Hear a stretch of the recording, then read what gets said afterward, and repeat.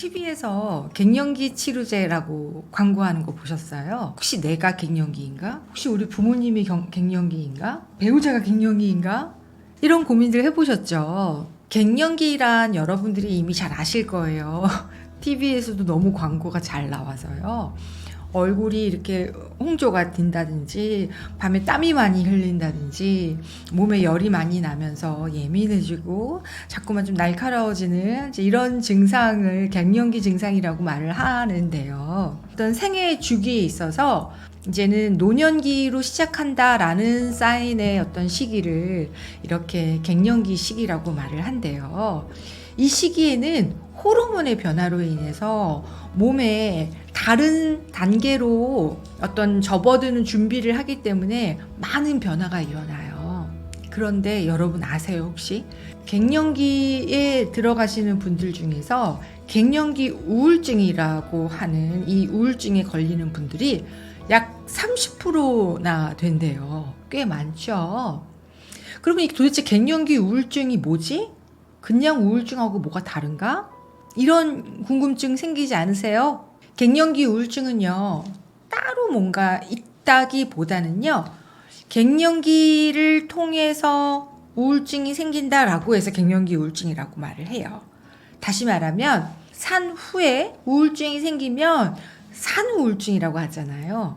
이런 것처럼 갱년기라는 이 단계에서 우울증이 오면은 갱년기 우울증이라는 거죠. 우울증만 본다고 한다면 별로 차이가 없어요. 우울증이 갖는 그런 증상들을 대부분이 다 같이 공유한다라고 하는 거죠. 그러면 여러분 혹시 제가 우울증이 어떻게 생기게 되고 또 우울증이 만약에 내게 생겼다면 어떻게 우울증에서 다시 회복하느냐에 대해서 얘기했던 거 혹시 기억나세요? 여러 가지 원인이 있지만 우울증이 생기는 가장 대표적인 원인은 관계가 잘 안 될 때 우울증이 생긴다고 했죠. 즉, 사람은요, 음식을 통해서 영양분을 섭취하는 것처럼 관계를 통해서 심리적 욕구가 충족이 되는데 이렇게 관계가 어그러지면서 심리적 욕구가 장기적으로 이루어지지 않을 때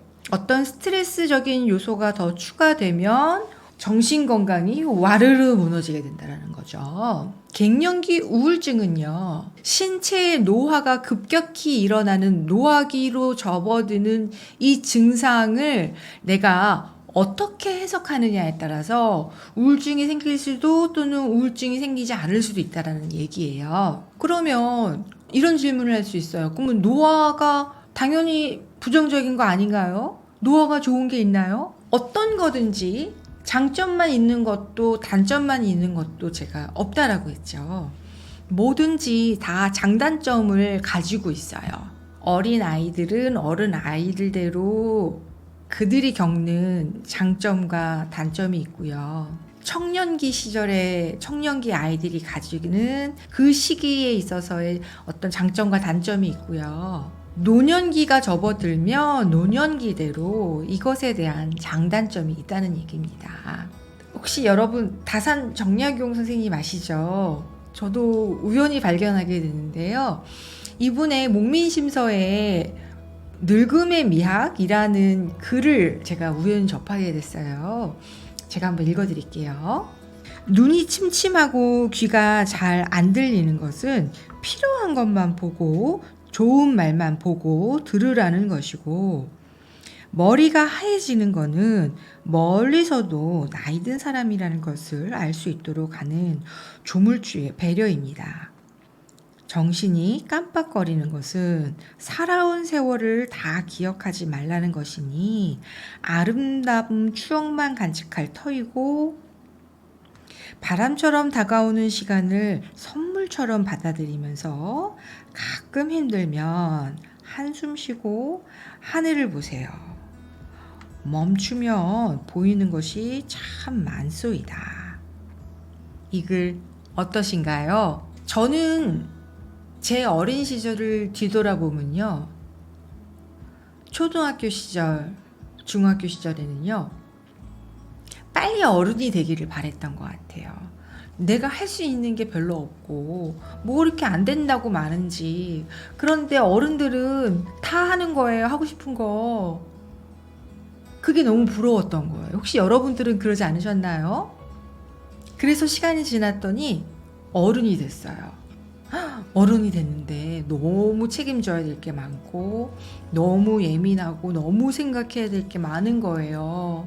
그리고 내가 성취해야 되는 게 너무 많은데 이 성취하고 문제를 해결하기에는 내 능력이 너무 딸리는 것 같고 주변을 보니까 사람들이 너무나 많이 다른 거예요.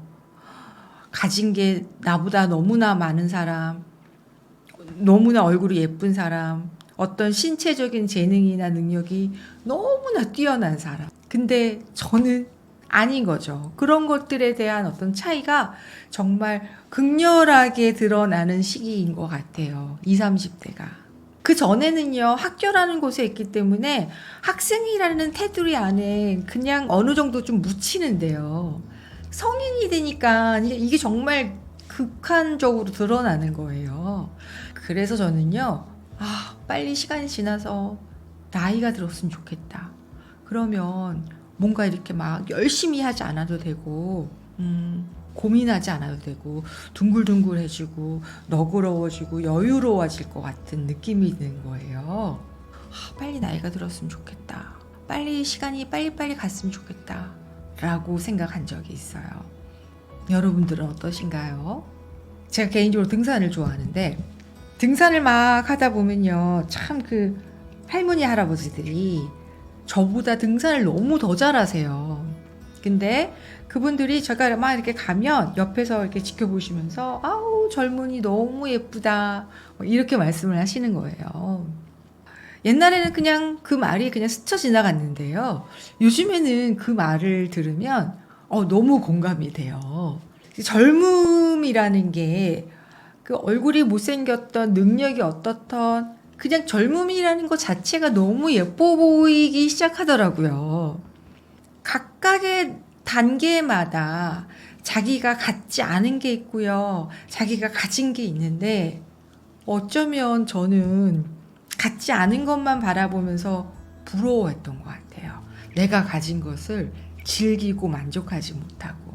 노년기도요, 분명히 굉장히 많은 장점이 있어요. 물론 신체적으로 쇠약해지고 기능이 많이 줄어서 불편하고 아프긴 하죠. 하지만 훨씬 불안하지 않고요. 너그러워지고 안정적이고 이제는 쉴 수 있는 것 같아요. 제가 스트레스라는 영상을 찍을 때도 얘기했던 것처럼 사람은요, 모든 환경에 이런 장점과 단점이 있는데 내가 스트레스를 덜 받거나 우울하지 않으려면요, 이 중에서 가진 것, 즉 장점을 바라보면서 감사하고 즐길 때 마음이 건강하게 된다는 거죠.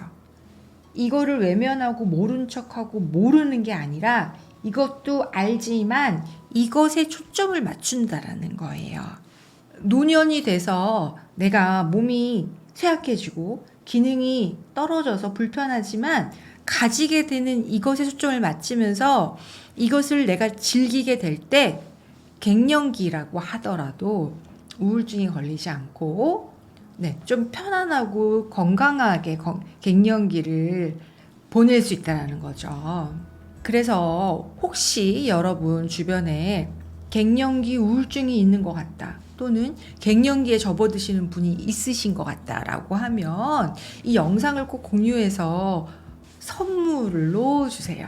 그분한테 큰 도움이 될 거고, 여러분도 이 영상을 보시고 내가 혹시 지금 이 노년을 바라보는 시각이 어떻게 해석하고 있는지를 한번 돌아보시고 한번 바꿔보는 시간을 가지시는 건 어떨까요? 네, 오늘 여기까지 하겠습니다. 감사합니다.